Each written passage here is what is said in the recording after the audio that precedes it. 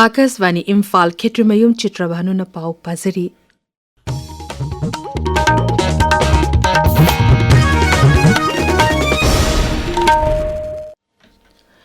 Ipa ipu singna ngakna thamlamba Manipuri lamgi apunba saktam ngaknaba akhakpa leitan honagani haina Sipsena Manipur Pradesh na hairi.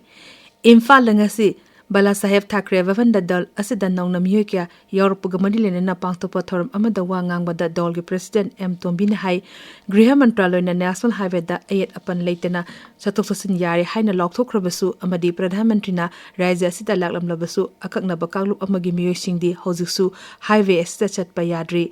Hadakta virus sarkar ga sugi yanaba matam sangdokhiba adubusu Sipsena na yaningdaba phungdorakli.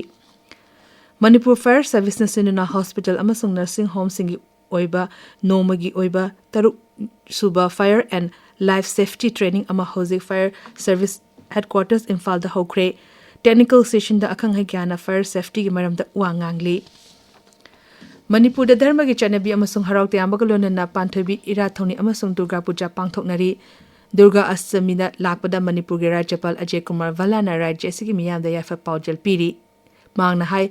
Durga Lairembida kathoklaba asengba numit asi aphabana phatababu amasung achumbana aranbabu maithiba pibagi ningthiraba khudamni Durga Imana mipung khudimukta nadi yektaba nungaiba amasung loksingyan binabiba oirashanu hairaduna Rajyapal na hai kumai asina aikhogi thamoi amasung yumthong khudimukta mangal asha amasung achumba mayon purakpa oirashanu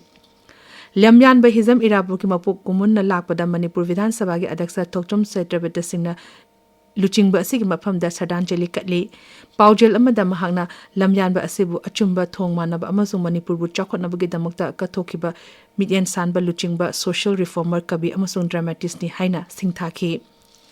Tripura ki Power Mantri Ratan Lal na hairi BSNL 4G saturation mobile tower chamasum nipan thabok tohanba asina kungangi lamda digital connectivity mapangang kakadhanbada achawa thodang loragani Thorang asi leba asi ki digital infrastructure sangapada ऐतिहासिक oiba khongdang amani haina mangna singthaki Mantri nangarang Mohanpur gi Nawagauda BSNL 4G saturation mobile tower hangdokpagi tharomda saruk yakhi mafam aduda leba pumbada Pradhan Mantri na tower sing adu hangdokduna Tripura gi oina khangatpani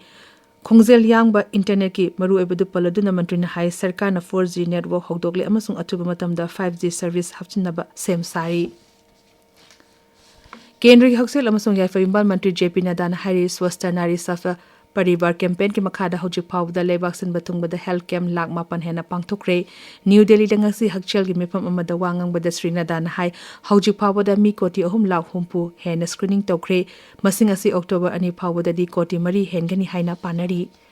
Kendrick Electronics amasung IT Mantri Ashwini Vaishnav na hari lalaba chekhar asida electronics ki poche saba asina Bharata thabak hena fanghanabagi mapung oiba sector oigadori social media da thaga power amada Sri Vaishnav na hai electronics ki poche sabagi ecosystem asileba asida pakthok chokthorakli mangna hai Chayol khudingi apikpa amasung maya Europa udyog na ayamba oiba anoba supplier sing thorakli mantrin hai namuna puthokpagi heisingbana nomagi hengelakli amasung anoba namuna sing amadi sabagi thong sing leptana thorakli